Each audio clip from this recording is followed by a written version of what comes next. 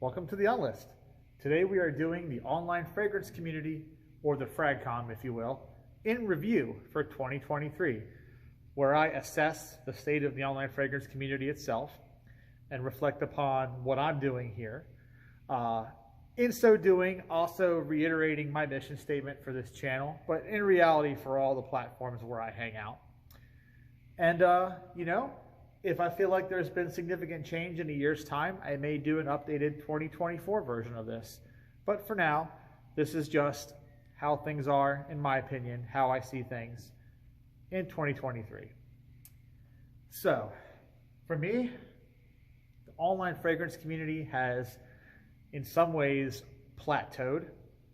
And that might sound like a negative thing, but it's not really, because I'm just saying that it can't really get any better. We have hit the top, and now we are flatlined at the top because we have more places to hang out, more platforms to use if we want to create content, and just more in general than we could ever possibly keep up with.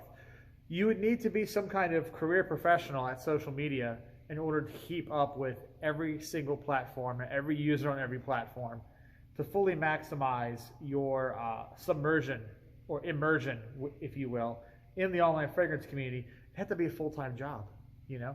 You'd be on Facebook, you'd be on Instagram, you'd be on Threads, you'd be on TikTok, you'd be here on YouTube, you'd be on at least one or two of the major fragrance forums, so Base Notes, Fragmentation.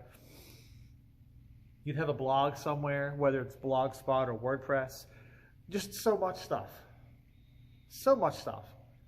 And you just wouldn't be able to keep up with it, right? So we are definitely spoiled for choice when it comes to that. We have so many options there. But in other ways, it's also plateaued because I feel like as a collective of fans, a collective of enthusiasts, we also couldn't be much further apart from each other if we tried to be. With all the different ways we can connect and share with one another, we instead choose to cordon ourselves off and hang out with people who basically share only the same opinion and worldview that we have, creating all of these really cult-like echo chamber spaces where all of the grizzled, nasty people of a certain mindset want to congregate so they can beat everyone else in the head with their opinions if they get too close. Like, getting too close to a caged animal, right? And it reaches the bars, it scratches you. It's kind of what it feels like to me. Another way of looking at it is it's almost like we are in high school and you've got the goth table, the metalhead table, the punk table, the nerds who play Pokemon or D&D, the jocks who only care about sports and getting laid, etc., etc. When someone enters the online fragrance community these days, it's like they're joining Hogwarts in Harry Potter. You get approached by some magic talking hat that says, okay, you only like vintages? Well, here is your Hufflepuff card. Okay, you only like compliments? Well, here's your Slytherin card. Oh, you only like niche fragrances? Here's your Gryffindor card. Now go hang out with just that particular group in that particular area. Don't mingle, don't challenge each other, don't exchange ideas. And that leads to all the fighting, which I've already made a video on that, about how people these days,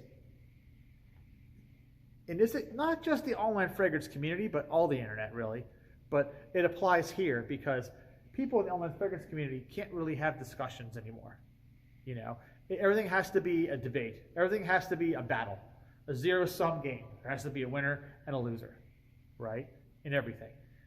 And that really hurts the fabric of the community. It hurts from people meeting other folks. Because, yeah, it's cool to find like-minded people who like exactly what you like and agree with everything you have to say, but it's also cool to find people that have different perspectives, that might see things a little differently than you. And you may agree on some areas, but you might disagree on others. But it's your differences that you end up celebrating because the things you have in common keep you friends, and the things that you have apart from one another keep the conversation interesting.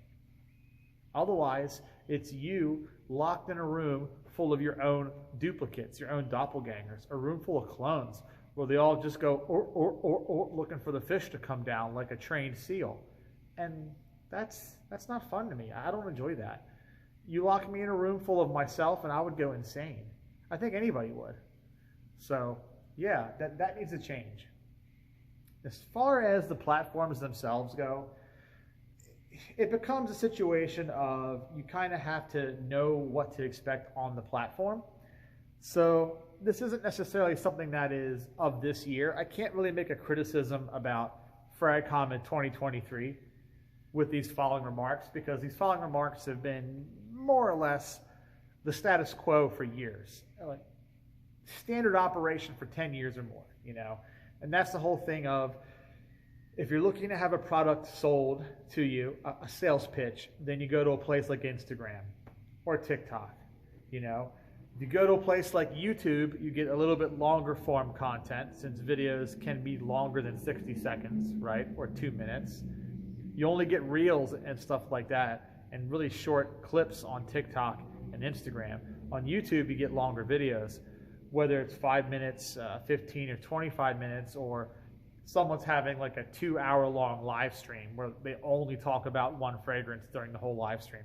You know, there's so much variety of content on YouTube that YouTube is an anomaly, because you can't really say that it's one specific thing. You know, Instagram and TikTok are where the influencers go. People who are trying to make money by marketing things to you.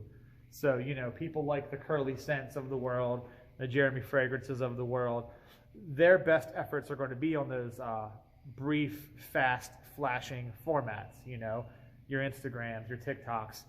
People who have a little more of a curated perspective, a little more of a taste-making perspective, they tend to do better either on blogs where it's written articles, like Claire V writes some good stuff, Persolaise writes some good stuff, or they're better off here on YouTube, where people will write things, but then also will do video versions of those things. And sometimes you've got some people with very niche tastes. They only do videos on vintages. They only do videos on certain types of materials or certain types of fragrances. You know, it's definitely a little more prone to specialization here on YouTube. You know, you can go down some really interesting rabbit holes here that you can't go down those same rabbit holes on the formats of Instagram, you know, TikTok, and even other things that are competing with them, like Threads, Blue Sky. You still have Twitter/X is still around. Okay, those kind of places, right?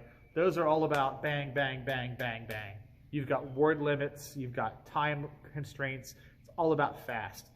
And those fast formats are really more for advertising than they are for socializing or for really engrossing content. You can't pick really anyone out of a hat on those sites and say this person is in depth. Instagram has live streams, yeah, but those are really hard to use. Trust me, I tried using those. That's why I gave them up. And just generally, the in-depth content is kind of better off either in the written form, you know, on the blogs, the articles that people write for Fragrantica and such, or here, the longer form videos like the ones I do. Now, all that variety, like I said, all the various ways you can get your frag on, if you will, that's all good stuff. And that's part of why I say we've plateaued. We really can't go any higher. You could say that maybe virtual reality, but I'm not going to like spend thousands of dollars on this headset and feel like the lawnmower man going into the Matrix and holding like these digital perfume bottles and like pretending to smell them and interacting with all these sensors on my fingertips. I'm just not about that. So if that's the future of the FragComm, you can count me out of that. I'll just stick to my typed out reviews and my little videos. I'm not going into the VR fragrance realm. It just seems like that would be a misstep for me. But that's the only other place I could really see this going online. Because we've already got the written, we've already got the audio, we've already got the visual. What else is left? There's nothing really left. So that's why we've plateaued. As far as all the division in the community and all the bickering and stuff, well, again, sort of like human nature, right? It's just the internet makes it really easy to be like that, because the internet is not real life. You can censor, you can mute, you can block, you can do all these things to curate your experience online. Whereas out in the real world, if someone's going to scream at you, they're going to scream at you. What are you going to do about it, right? You're going to fist fight them. What are you going to do about it? It's in your face, like it or not. You don't have that to worry about on the internet, which is why we have these little cliques, if you will, these little separate spheres of influence, and never the twain shall really meet. And that's unfortunate. I wish it wasn't like that. Now, getting on to current 2023 developments, since everything I've just said is not anything new. That's just, again, like I said, status quo, par for the course. Developments in 2023, well, I'm a little concerned about the nature of fragrances themselves. Obviously, we've seen a lot of brands slide up market. Even your basic designer brands that were once considered sort of middle of the road. Maybe they weren't cheap like Avon. Maybe they weren't niche stuff like Creed, but they were at a certain price level that the average Joe could have at least one or two of them, right? But now we're watching designers become so expensive. Like everything is floating around that $120 to $180 price point now. Even like the basic Chanel is $120. And Tom Ford stuff is cracking too. For their basic stuff, cracking too. So it's like regular designers are now the prices of what niche fragrances were like 3 or 4 years ago, you know? And niche fragrances are now like a kidney. And then anything that's considered luxury, well, at that point, you could probably buy a television for less money than you could buy a bottle of this perfume. Like a 65-inch HD TV for less than you could buy a freaking bottle of Clive Christian perfume. And that's ridiculous. That's ridiculous, you know? When you could choose between a PlayStation 5 and a bottle of perfume, there's a problem. That's a problem. That is a problem. There is no value there. The value is not there. I don't care what you say. I've always had a problem with that. That is just ridiculous. You know, that is people exploiting the obsession with status, the obsession with feeling better than somebody else. And they're putting a price tag on that feeling, really. A price tag on that self-esteem, right? You know, that feeling important. Oh, I can afford this, so I'm going to buy this. Thorsten Veblen, look him up. He's got a great perspective on that. The reason why Veblen goods is a term because of this man. He knew what he was talking about over a century ago. Look him up. All you need to know about that, okay? And that hurts the online fragrance community, which is why I'm a little bit concerned, because now all of the casual people who were on the fence are going to leave. They're like, oh, what do you mean I got to pay $150 just to get my foot in the door? No thanks. I'll just wear my Axe. I'll just wear my aftershave, right? I don't need an actual perfume. I'm not paying $200 for, you know, a single bottle of some basic smelling fragrance, right? And it's that cost of entry that's going to end up shrinking the community. Because what you're going to end up with is all the casuals walking away and all the really dyed-in-the-wool, hardcore, crazy people who make a lot of money and have a lot of free time on their hands and are bored and idle, the ones that double down and get into the really nasty conversations about batch codes and all that stuff. Those are going to be the only ones left, those weirdos. And it's going to become an ever-shrinking and ever-concentrated and just ever-virulent group of obsessive people as this stuff moves further and further upstream, right? And that could only, for me, spell disaster. Because you're putting an ever smaller group of crazier people in a closer proximity to one another. Pretty soon, the lunatics are going to revolt, right? That's what's going to happen. It's going to be helter-skelter. So I don't want to be around when that happens. It's not going to be a fun time for me. We also see a bit of this sort of thing with the content creators now. It's another area of concern that I have. The content creators are getting very bitter and mean-spirited and judgy. And it's one thing to make fun of people, okay? I'm not talking about the folks who make the parody videos or do the piss take videos. That's not it. Those people are just being trolls, okay? They're getting their digs in, ha, ha, ha, funny stuff, right? Those people are fine. I do that too. So I'd be living in a glass house and throwing stones if I was to say that that's not cool to do. That's fine. Everyone should be able to have a sense of humor, laugh at themselves. But what I'm talking about is the people who are going out of their way to be mean-spirited about other content creators or other types of content creators that they don't align with. And I'm seeing a lot of stuff on Instagram, a lot of stuff on TikTok, and like Oda jerks and stuff on Reddit, which is terrible. That's just, some of that stuff is just horrible. It's not even funny, it's just mean, you know, for no reason. And then the people doing the hot take videos on YouTube, and the hot take videos are about all influencers are garbage, or all people who are into niche are garbage, all people who are into vintages are a bunch of weird basement dwellers, they should go outside and touch grass. Or, oh, people with small channels, why do they bother? Oh, you have a small channel. You are a failed YouTuber. Why do you even bother? You know? Just judgy stuff. All this really judgmental stuff.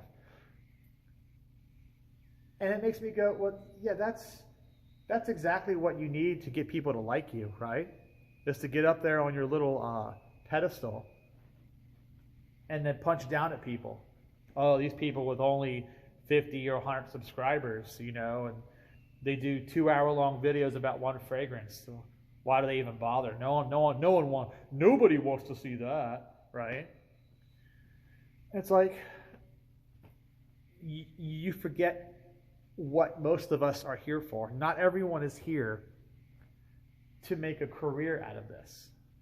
You know, not everyone is here to become a celebrity, to get a product line of our own or whatever. You know, in my case, which I'll talk about myself last, but in my case, everything I do is just for fun. My reviews, which I did start writing those until 2017. I've been in the fragrance community for a very long time, but I was not active until 6 years ago. I was a lurker. I talked to individual friends, and that was it. I wrote only a handful of reviews in 2012 when I first joined Base Notes. And then from there on out, I kind of just hid in the rafters like a bat, just looking down at everyone else having a good time. You know, it wasn't until 2017 that I decided to actually join the party, if you will. And so most people I feel like are like myself. They're not invested. They don't want to become a cult of personality, you know.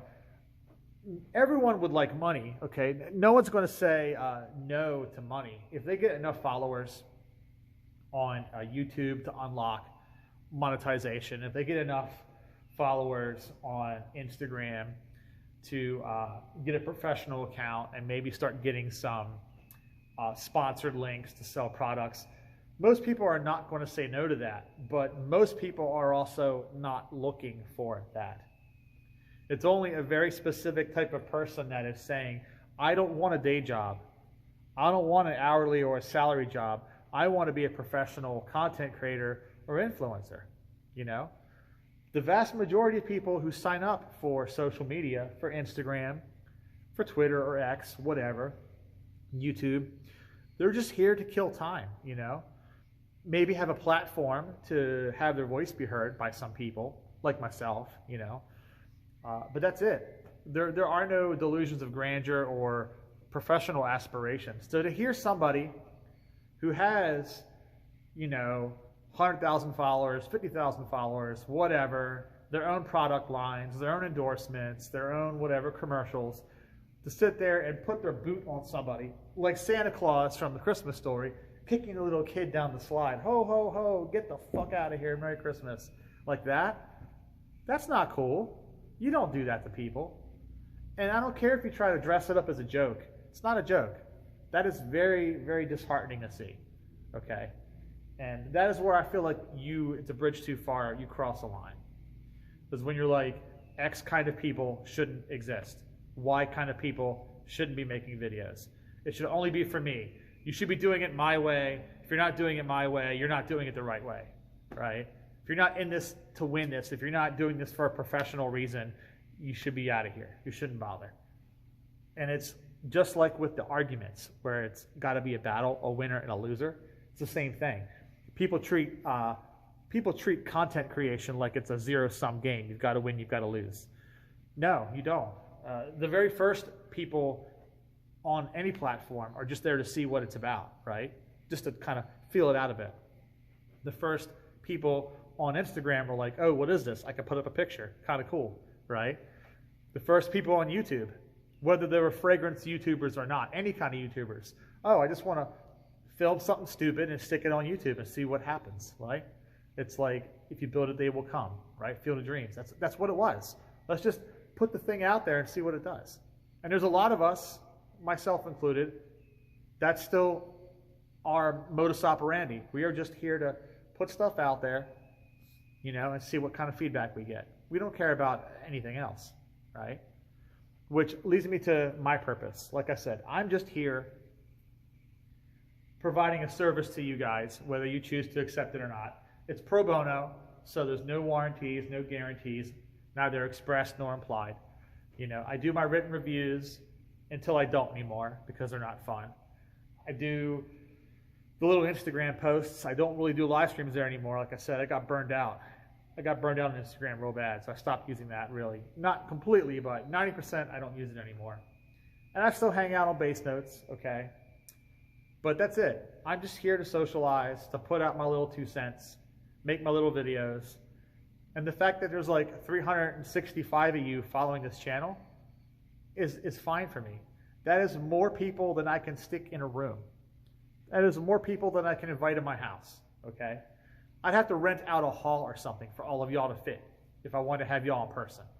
So for me, that's plenty.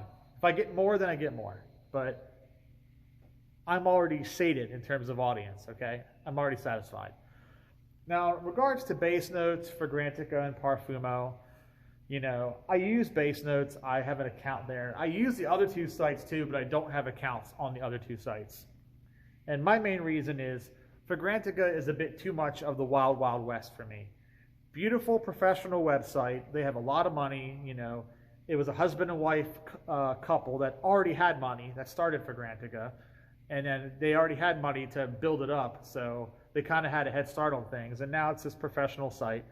But because it's so popular and so many people are there, it's kind of the Wild West. People just crap on each other at every opportunity. It's very foul, and it's not moderated, and I just don't like that. So I like the directory, and I like the notes and the display and the breakdowns and the articles, but the community there is not for me. Because it's not really a community. There's no sense of community there. That's the problem. Perfume, on the other hand, is kind of like an empty broom closet. It's like HTML1, Web 1.0. You have all these reviews that don't say much, or you have all these directory entries that literally only show the name of the perfume and no notes, no year of release, no perfumer. So you know it exists. You know it exists, but that's all you know. So it's an empty broom closet. And I know the owner is probably going to hate me for saying that, but it is what it is. And that's it. I hang my hat on base notes. I've been there for over a decade now. I do my written reviews because I enjoy it. I have my little WordPress as a backup, my little life buoy if base notes were to sink, which is more possible than you might realize, hence why I promote it constantly. And then I have these little videos here. And that's what I do. Hopefully you've enjoyed what I've done so far. And that's my assessment of the online fragrance community. Big, beautiful, wild sometimes, but the future is looking a little shaky. Both from the audience perspective and the content creator perspective. People are kind of turning on each other a little more than I'd like to see. Have a good one, guys. Catch you next time.